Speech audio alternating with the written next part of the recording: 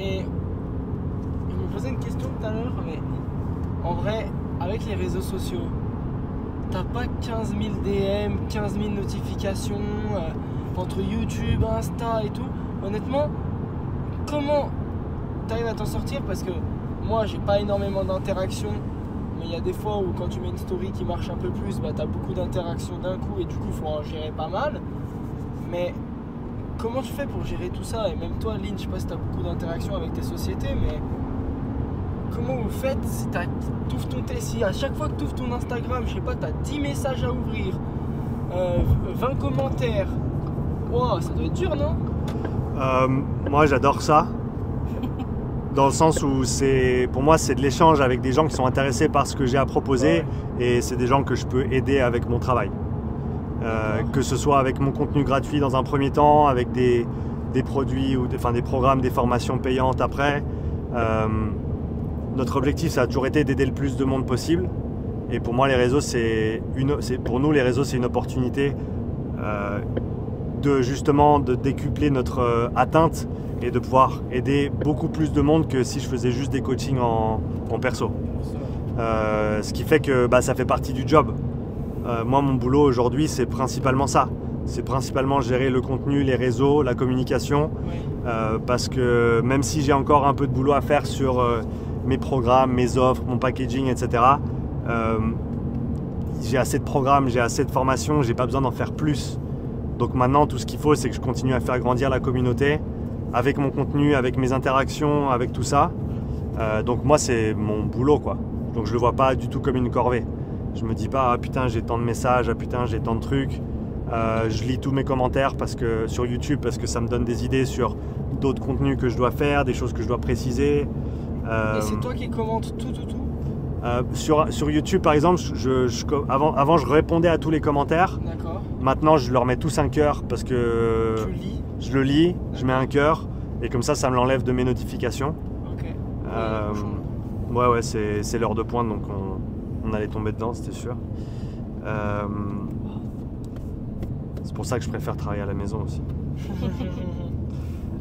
Mais ouais, non, pour moi, c'est pas un souci. Comme je le disais, le côté contenu, c'est quelque chose que j'adore faire. Il est un peu addicté. Ouais, je passe trop de temps sur mon téléphone, ça c'est sûr. Addict au téléphone ou à faire des contenus? Les deux. Ok. Ça c'est bien pour eux, ça. Oui. Addict au contenu. Je suis plus sur l'autre côté.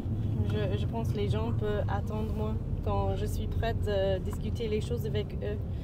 Je trouve que Sean n'a pas assez de patience et il pense que les personnes sur l'autre côté doivent avoir une réponse tout de suite et ça peut aider avec son charge de travail, je trouve. Ouais. Donc il y a les bénéfices mais aussi les downsides.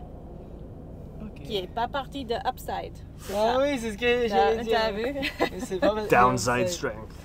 Downside strength. Donc, ouais. Mais comme tout, il faut trouver l'équilibre entre les deux, quoi. Faut réussir à trouver un rythme qui, moi, me convient. Comme je vous l'ai dit tout à l'heure, quand on était à midi, là, en début de semaine, j'étais fatigué. Donc, j'ai pris du temps pour rien faire parce que j'en avais besoin. Il y a 6 mois en arrière, je ne l'aurais pas fait. J'aurais pas eu la présence d'esprit de le faire. Oui, mais c'est ça que je t'ai pas posé comme question tout à l'heure. C'est là, maintenant, tu prends le temps quand tu sais qu'il faut que tu prennes le temps parce que tu ressens que tu en as besoin. Mais est-ce que tu penses pas que ce qui te permet de maintenant prendre le temps quand tu sens que tu en as besoin, c'est pas les excès que tu as fait avant? Oui, en partie. Parce que peut-être que si tu aurais à chaque fois que tu avais un peu besoin, tu aurais soufflé, peut-être que tu n'en serais pas là où tu en es. C'est clair. Et peut-être que tu n'aurais pas du coup eu ce recul de me dire là j'ai besoin de souffler. C'est clair. Après c'est toujours facile de regarder ce que tu as fait et de dire ouais mais ça j'aurais pu mieux faire, ça j'aurais pu moins faire, ça j'aurais pu faire différemment. Mais on était obligé. Enfin, j'ai dû faire tous ces trucs là pour me rendre compte de ce qui marchait, ce qui marchait pas, ce que j'avais besoin de faire, ce que j'avais moins besoin de faire. Il y a une grande différence entre un entrepreneur et une entreprise aussi. Donc, il doit lâcher les choses et laisser pour une autre personne de faire. Par exemple, les edits sur les vidéos et tout ça. Il doit avoir une admin une personne Ouais. qui s'occupe de Il ça. doit déléguer. Exactement, mais quand tu es toute seule dans une business, tu fais tout. Ouais. Mais maintenant, il est dans un moment dans son business où il doit avoir une équipe. Donc ça, c'est un autre type d'entreprise et tu dois changer tes manières de travail. Ouais, c'est ça, c'est exactement ce que je disais dans le podcast. Tu peux pas passer de 1 à 10 employés avec les mêmes méthodes qu'il te Ok. faudra pour passer de 100 à 1000. Ok. Et dans mon cas, je suis passé de 1 et maintenant maintenant Lynn m'aide, maintenant on a Esther qui nous aide aussi et il faut que j'apprenne justement à déléguer, il faut que j'apprenne à lâcher des choses que moi j'aime beaucoup faire. Tu vois, il y a plein de trucs que j'aime faire, mais aujourd'hui c'est pas moi qui devrais les faire. Ok. Parce qu'il faut que je me concentre sur les choses qui sont à moi de faire. La création, le contenu, tout ce qui est du réseau, etc. La création quand il faut de produits, de copies. Donc moi, il faut que j'écrive et que je crée du contenu. En gros, c'est ça mon travail.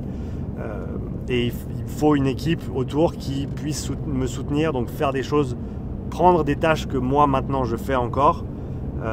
Mais il faut que je m'en détache. Et ça, c'est quelque chose que Lynn a beaucoup plus de perspectives là-dessus parce qu'elle a géré des entreprises, elle a eu des employés à charge, etc.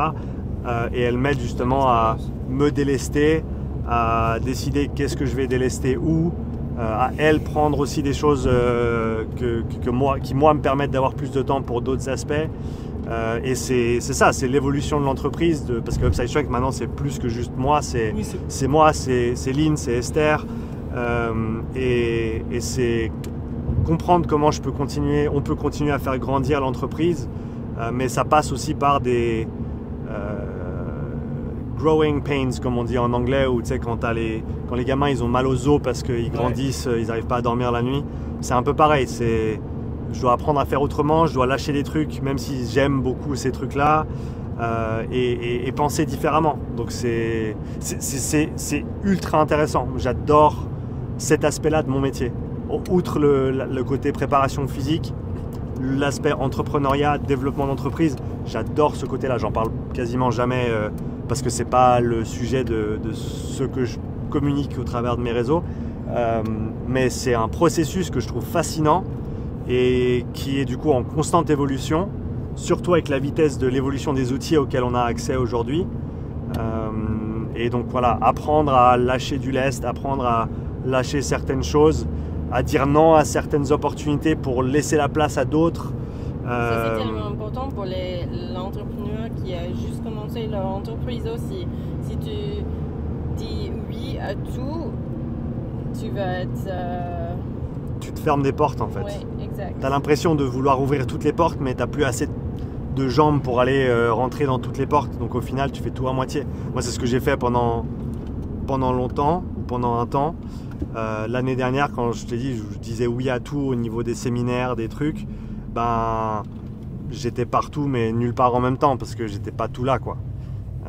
Et j'ai meilleur temps de me recentrer sur un truc, sur deux trucs et de les faire vraiment bien plutôt que d'essayer de tout faire et de tout faire à moitié parce que j'ai envie de tout faire. Donc voilà, mais ça fait tout partie de l'apprentissage, du développement entrepreneurial, du développement personnel. En plus, nous, c'est en famille, donc ça fait partie de ce qu'on vit ensemble tous les jours aussi. Et puis après, il y a, tu vois, équilibrer tout ça entre Upside Strength, qui aujourd'hui est notre gagne-pain principal, les activités de Lynn qu'elle développe aussi en parallèle avec le jardin, avec le yoga, avec le consulting en business, avec son éducation en nutrition. Donc c'est ça, c'est jongler, c'est trouver les équilibres, c'est ajuster, c'est se rendre compte que ah non, on aurait dû faire ça différemment, donc on va bouger les choses, tout en ne pas juste changer les choses toutes les 2 minutes juste pour changer les choses. Donc c'est vraiment super intéressant, mais voilà, c'est le boulot d'une vie, quoi. C'est le boulot d'une vie, en tout cas c'est la vie qu'on a choisie, parce qu'il y a toujours l'option d'aller pointer à l'usine et de dire vas-y c'est bon, je veux juste me faire payer pour mes heures et puis pas réfléchir à la suite. Respect pour ceux qui le font, moi je sais qu'aujourd'hui je pourrais pas.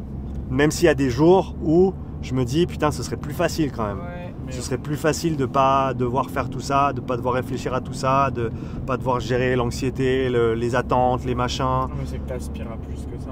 Mais c'est ça, et de toute façon, voilà, ça fait 10 ans que je fais le métier de préparateur physique. Ça fait depuis le début, je suis entrepreneur dans le sens où j'ai tout de suite voulu travailler pour moi et j'ai eu des opportunités, même avec des salles de sport qui m'ont dit je veux que tu viennes bosser pour nous. Mais faut que tu sois exclusif, tu peux pas avoir ton truc à côté. J'ai dit non, parce que je savais depuis le début que je voulais faire un truc pour moi, à moi, que je voulais avoir mon truc à moi, que je pouvais pas juste bosser pour quelqu'un d'autre. Et c'est en cours de développement, quoi. Ça fait 10 ans maintenant que j'ai commencé, mais comme je le dis tous les jours, c'est que le début. C'est que le début parce que j'ai 35 piges, j'apprends encore tous les jours. Et on a toute la vie devant nous, donc... T'imagines si lui c'est que le début, Nathan? Nous on est en train de faire les fondations. Ça a même pas éclos. Bah ouais. Ouais. On a le temps. Est-ce que tu as établi des stratégies de communication? Est-ce que, parce que là, ces derniers temps avec Nathan, on parle pas mal de ça, on se rend compte que dans le coaching et tout, on apprend toujours énormément de choses, mais on apprend potentiellement beaucoup plus de hard skills, des choses un peu plus techniques, un peu plus complexes, que tu vas moins utiliser avec une population lambda, que tu vas utiliser dans des cas bien particuliers pour développer certaines choses.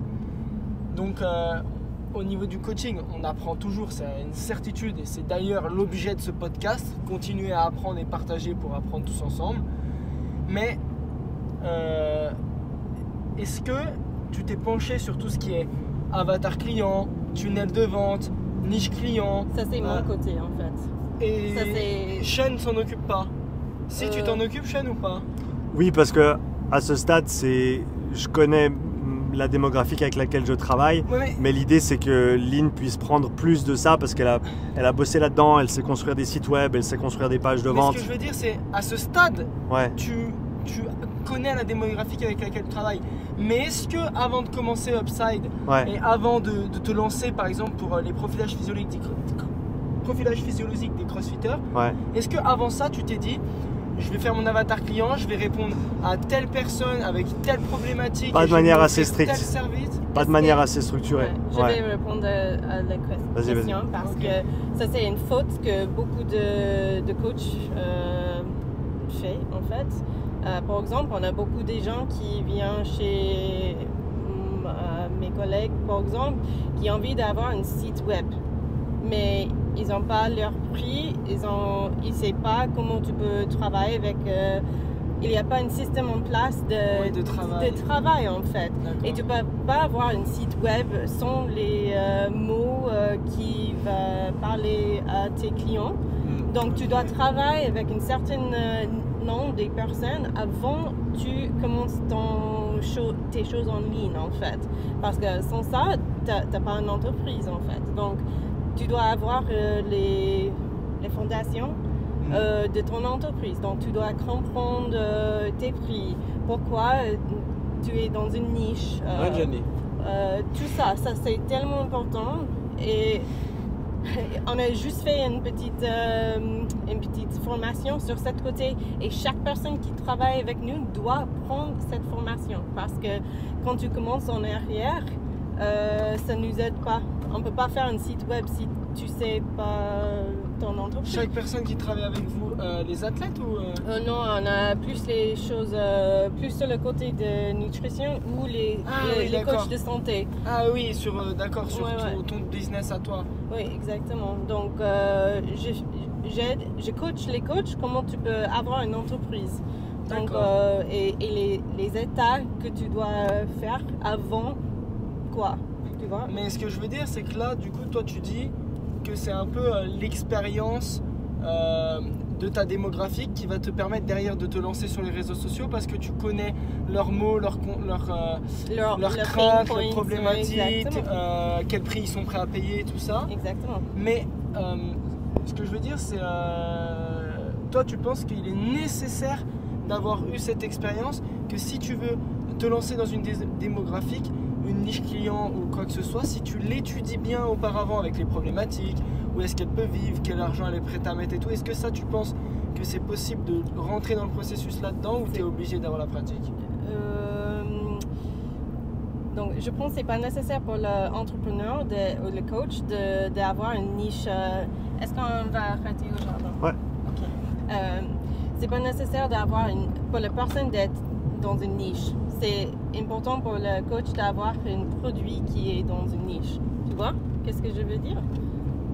Tu peux être un généraliste, mais il faut avoir une démographique cible si tu as un produit à vendre en ligne. Il ne faut pas que toi tu te spécialises à 100% dans un truc, mais il faut. Ça, c'est toujours sujet à discussion. Ouais, mais je comprends ce que vous voulez dire. Ce que tu voulais dire, c'est qu'il faut avoir. En fait. Voilà, exactement. Tu dois trouver aussi une niche. Donc, c'est pour ça que c'est une stratégie, c'est tellement important parce que tu dois avoir une niche qui n'est pas saturée aussi. Par exemple, dans les côtés de nutrition, on a beaucoup des personnes ou les coachs qui travaillent avec la santé de ton système digestif et aussi les hormones. Donc, si tous les coachs font ça, il y a des niches qui sont moins saturées, on peut dire. Et je pense que c'est important de comprendre qu'est-ce qui se passe avant de commencer ton business. Tu vois? Ok. Et mais du coup, par rapport à ce que tu disais avant, Diane, sur l'expérience, je pense clairement que les gens qui se lancent en ligne sans avoir eu d'expérience de coaching en présentiel, c'est problématique. Ouais. Parce que justement, si tu n'as pas déjà résolu le problème que tu vas vouloir résoudre via du digital ou via du distanciel, ça va être compliqué de le faire bien. L'idéal, c'est tu trouves l'intersection entre tes intérêts, un problème que tu peux résoudre pour quelqu'un de précis, tu le fais très très bien, tu raffines ton processus et ensuite tu peux décliner ça sur un plus grand nombre en digital, etc. Mais aujourd'hui, il y en a beaucoup qui veulent pas sauter cette étape d'expérience et de terrain et de se dire moi j'ai été certifié il y a 2 jours, maintenant je veux coacher toute la planète en ligne. Mais encore une fois, le coaching, c'est beaucoup l'humain, c'est beaucoup la communication. C'est pas juste un PDF que tu donnes à la personne et qui va faire le travail. Mais il y a beaucoup des coachs en business qui disent ici, commence ton truc libre et tu vas avoir les emails et tu vas vendre un produit à 5000 balles et voilà, tu vas être riche. Non, ça commence pas comme ça. Désolé. mais clairement, tout ce qui est des tunnels, des avatars clients, etc., moi, c'est des trucs qu'au début, je percutais pas du tout.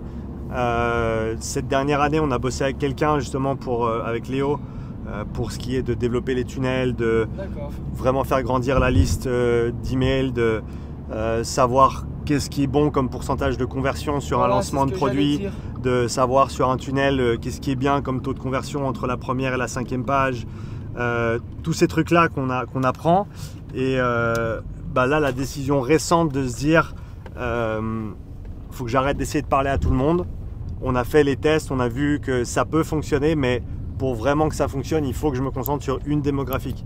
Et à l'heure actuelle, l'intersection entre mes compétences, mes expériences et les gens que j'encadre, c'est clairement dans le CrossFit. D'où la décision de vraiment me focaliser là-dessus et d'orienter la majorité de la com sur ce créneau-là, quoi. Ok, je continue à filmer. Vas-y, on va aller voir le jardin, comme ça fera partie de la vidéo. Vous avez votre micro? Ouais, j'ai pris. Ok, c'est intéressant de voir que... Parce que tu vois, en fait, si tu veux, ce qui est intéressant, c'est de voir que vous y êtes penché au final un peu tard, alors que... Un peu, c'est peut-être pas le bon mot, mais parce que peut-être qu'au final, tu as bien fait. Parce que Nathan, ça fait, je sais pas, 2-3 mois qu'avec son mentorat, il fait que de me bassiner avec ça. Il faut que tu fasses ton niche, ton avatar client et tout. Et en fait, depuis que je m'y suis vraiment penché dessus, c'est vrai quand même que ça m'aide. J'ai beaucoup plus d'idées au niveau des contenus, j'ai beaucoup plus d'idées au niveau même des services que je pourrais proposer. Je pense que ça te canalise en fait. Voilà, c'est ça. Si pas pour le reste, ça te canalise et ça te force à réfléchir dans un sens. Parce que moi, typiquement, je réfléchis dans tous les sens. Et je me dis, je peux aider un trailer avec la respi, je peux aider un forceux avec l'endurance, tu vois. Et tu ne pas les personnes, tu sais pas dans quel chemin tu as envie d'aller en fait. Donc, ouais, mais par exemple, moi je prends mon cas des sportifs d'endurance. C'est difficile de coacher un sportif d'endurance en présentiel sur de la planification et programmation. Ouais. Tu es obligé de le faire en distanciel. Après, Ouais. tu peux le faire avec des visios ou trucs dans le genre. Quoi. Ouais. Oui, c'est encore des coachings, quoi. Ouais, voilà, c'est du coaching. Quoi. Donc, bienvenue. Bienvenue au jardin. Voilà. Tiens chérie, je te passe le micro Ah comme ouais, ça. parce que tu vas en avoir besoin, Lynn, je crois. C'est toi qui peux expliquer ce qui se passe.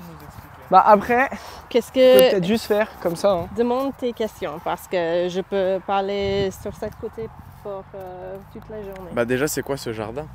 Si tu veux voir la fin de cette vidéo, je t'invite à aller voir la suite. Juste ici, ça se passe sur la chaîne YouTube de notre jardin Feuille de Vie. Sans plus attendre, clique sur la vidéo ici pour aller regarder la suite.